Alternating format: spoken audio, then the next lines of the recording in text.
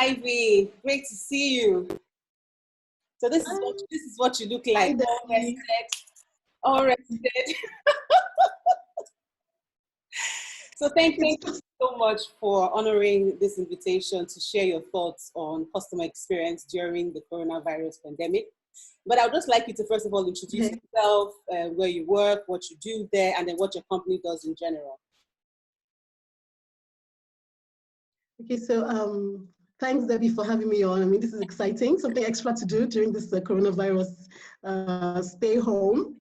Yeah. Okay, so my name is Ivy Ikpeme-Mbakwem. I am the Chief Experience Officer for Africa Prudential PLC. Africa Prudential PLC is a company that is playing really strongly in the capital market. So we're a registered company. That's what we started as, a registered company. So if you have bought shares in the capital market and your company is part of the companies that we actually manage, then we can help you get your dividends. So if you're out there and you have those certificates, just let us know so we can help you get your dividends because that's your money. Yeah. And so, like I said, we started as a registered business, right? And now we are morphing into a digital solutions delivery organization. So we have the registered business on one hand, and then we're also partnering with organizations to come up with solutions that would help them solve certain challenges. For example, we have solutions for corporate organizations. You have all these corporate societies, right? Yeah. So we have solutions to help them manage their members better. Pay loans, withdrawals, different things. So we have that as well.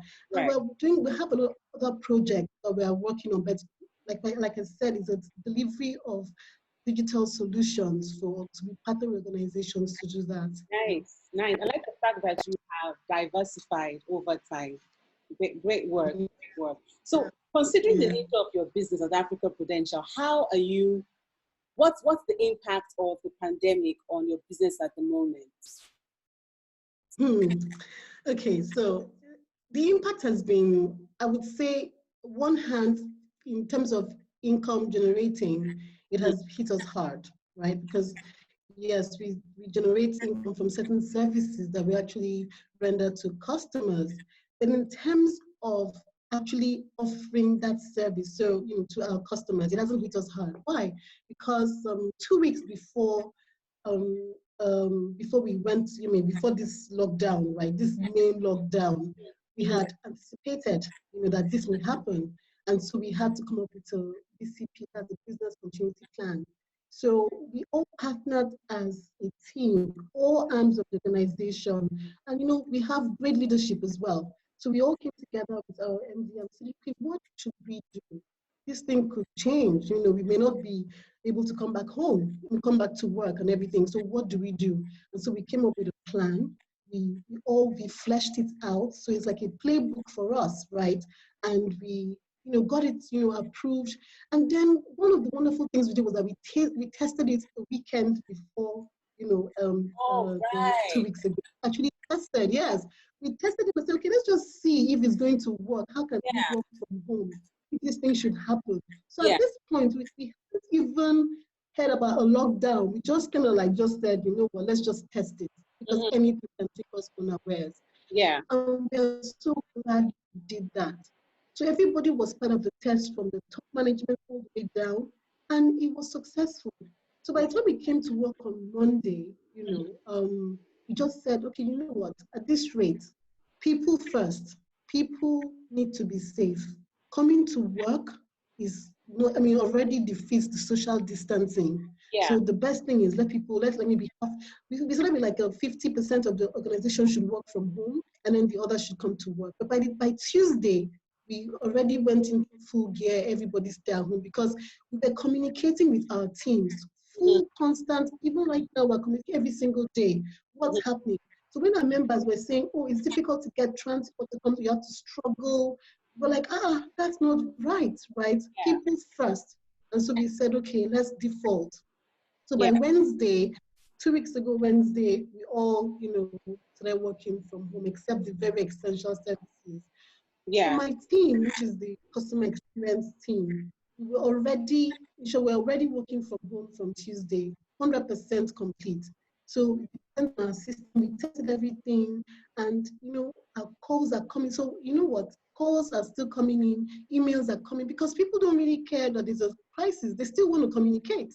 Yeah, And you exactly. have to give them that assurance that your service is still going on, Yeah, because that's also what's going to determine, how they perceive you after the coronavirus actually, disappears, right? So yeah. yeah, so I guess we've shouldered it well.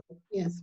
Yeah, that's amazing. So what I hear you say pretty much is you did not close your mind to what was happening globally and around you. You had developed a No. community plan, so it's business, it also covers Yes. yes, and you tested Yes. it. I think is really We fantastic. tested. So you tested it out, Yes. and in testing it out, you transitioned into it. So you had half of your Exactly. going, and so you pretty much handled this really well, despite the fact that the nature of your business, the impact of the pandemic is really huge, right? Now, Yes. Yes. yeah. So let me ask this question. Mhm. What would you say? And I think you pretty much covered this, but I'm still going to ask it anyway, so that if there's anything that you haven't covered, you can mention that. What would you Mhm. say this pandemic has revealed to you about customer experience during this pandemic? What would at Africa Prudential? What would you say it has revealed to you about customer experience? And I'm talking about the strengths, weaknesses, and opportunities now. Okay, so first of all, these days, I mean, the conversation in the world has been about disruption, right? So first of all, I would say that it's revealed to us that disruption is not only about innovation. Disruption can come from anything, and it's come from the virus. So Yeah. it's taking everybody unaware. So that's the first thing we have to know. We have to understand that disruption can come from anywhere. Mm-hmm. So for me, I think that with customer services right now, I think we must have a bigger picture about how we render our services. Like in Nigeria, for example, most organizations feel that you have to see your people for them to work. They Yeah. have to be in brick and mortar where you see them and monitor them. Yeah. But I think this is showing that it's different. Mm-hmm. Why? Because we are able to render that same service effectively from our homes.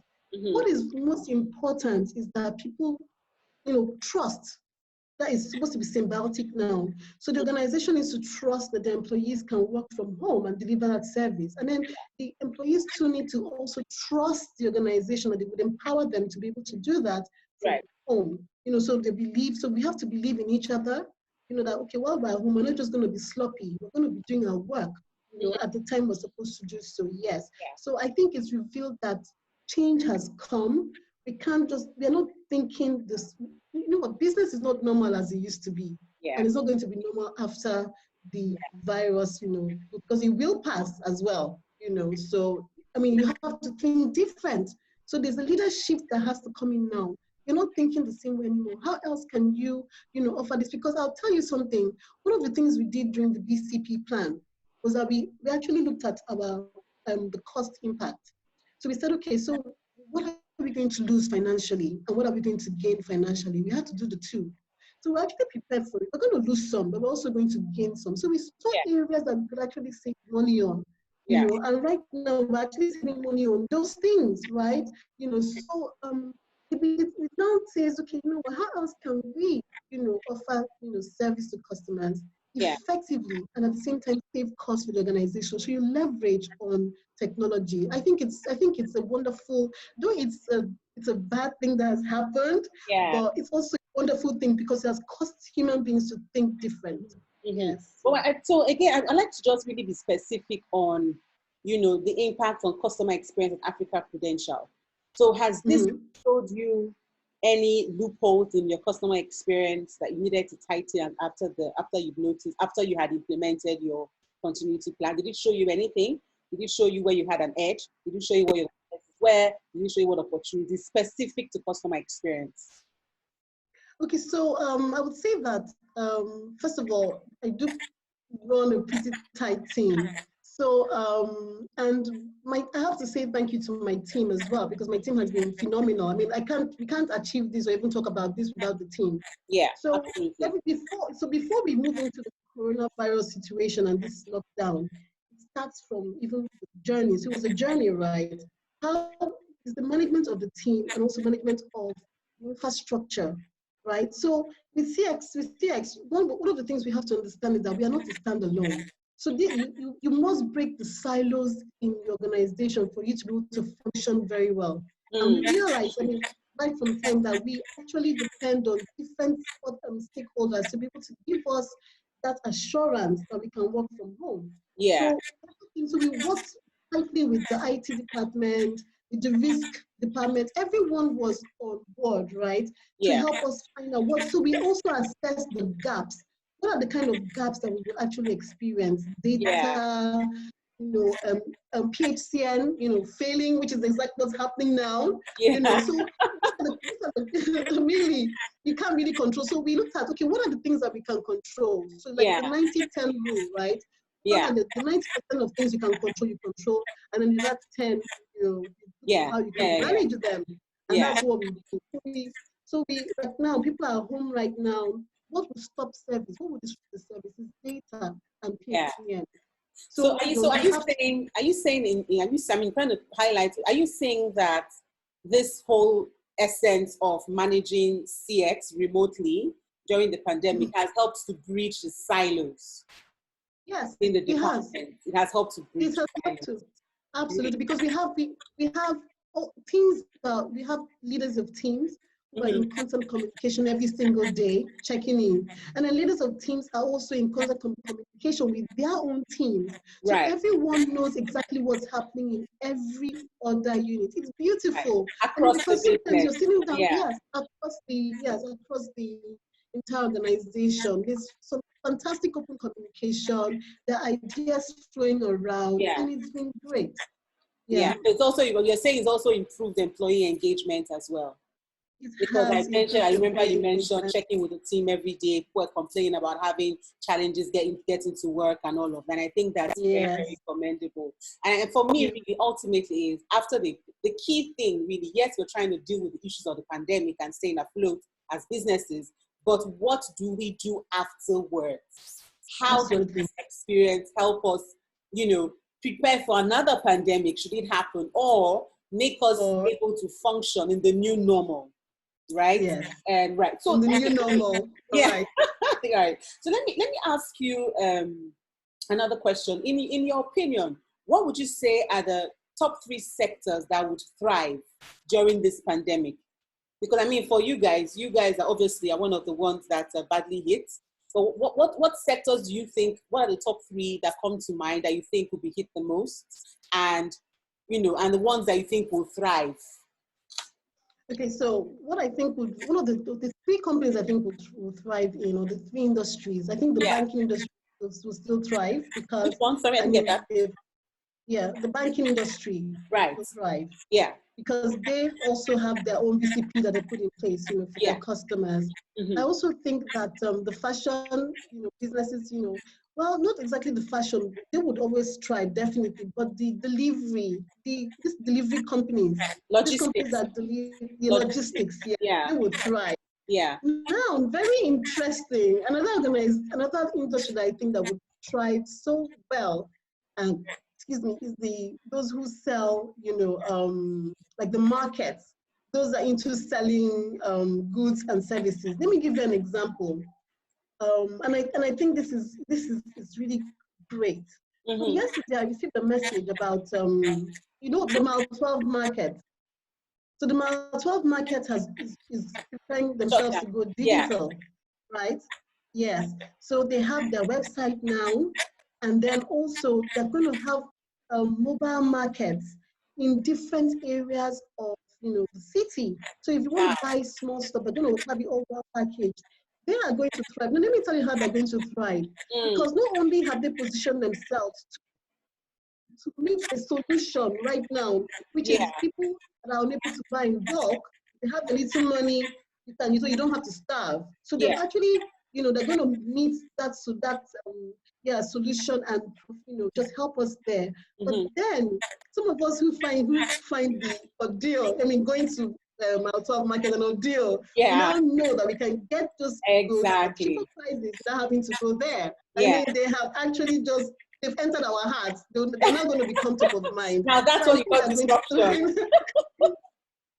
Oh, we Yeah. have disruption. Yes. So yes, I think that's I amazing. think those are the three Yeah, issues I'm that going would. to look that up. I'm going to actually look that up. I would love to be the first to patronize Oh, everybody has started. I would really, really love to just have a please. conversation with them. Yes, I think that's amazing. Right. In So fact, what sectors their website is really nice. Oh, okay. I will check it out. I'll check it out. So what sectors do you think will be the most hit by the pandemic? Obviously you guys. Well, we are for the capital market. I really think that it would be the worst hit. They will recover from it, because really people's investments have dipped. So it's a really tough one for us, right? Yeah. But we will stabilize because also the NSC, the SEC, all our regulatory bodies, and also central bank, yes, of Nigeria are working together to make sure that there's that cushion. Yeah. It won't be the worst hit, yes, but I think it will recover over time. Yeah. Yeah. That's for sure. Yeah. To protect, his interest. Then another sector that I think might have a really bad hit is well, I've been thinking about it. I'm not sure because if you look at it right now, a lot of organizations are positioning themselves to manage their customers now, even though some of them took made that move a bit late, but they would all thrive. Yeah. Yeah. I think anything that has to do with investment, anything that has to do with investment would be the worst hit, that's for sure. Yeah, I think we will be fine. And what I've noticed from all the conversations that I've had so far is that the focus right now is actually on not acquiring new customers, but customer retention for most of the businesses. So you may not satisfy the ones that you have, do the best that you can, and then try and retain them, right? And then for the guys who are creating new, I think one industry that would thrive a whole lot is technology. I mean, let's look at the Mile 12 market we talked about, for example. It takes it, and it's technology they're leveraging. Now they're going digital. So the guys in the tech space can leverage this, take a lot of face-to-face businesses and transition them into digital, online, and all of that stuff. And then for those, who want to make calls, I've seen shops use WhatsApp to send in orders. Logistic companies are doing amazing things right now. So yeah, I think I align with you on that one. Right. So I'd like to end on this note. What advice do you have for businesses from a customer experience perspective during this pandemic? What are the 3 key things that you think businesses should focus on if they want to satisfy and retain customers during the period of the coronavirus pandemic? Okay, so one of the very first things that's really key is communication. Communication is the bedrock of anything really, you have your customers, you must communicate with them. Find ways to assure them that your business is still there and that you have their best interest at heart, you're thinking about them, so that you can also remain top of mind. Very important, because people need that assurance, especially if they have a lot of investment in your organization. Then of course, you have to still support, no matter what, because people are still, patronizing you. So ensure that support is there. Ensure it's there, yes. And ensure that your people, then the third one, your people. So without your people, you cannot in any way deliver this kind of service to your customers during this pandemic. You must take care of your people. Talk with them, communicate. What do they need? What do you need to, of course, you might spend a little bit of money to support them during this time, but do that because you need to take care of your people during the pandemic. They will take care of your customers in the pandemic, that's for sure. Absolutely. I agree with you. Thank you so much, Ivy, for sharing your thoughts. Thanks, Debbie. I really appreciate it. Thank you. It was lovely.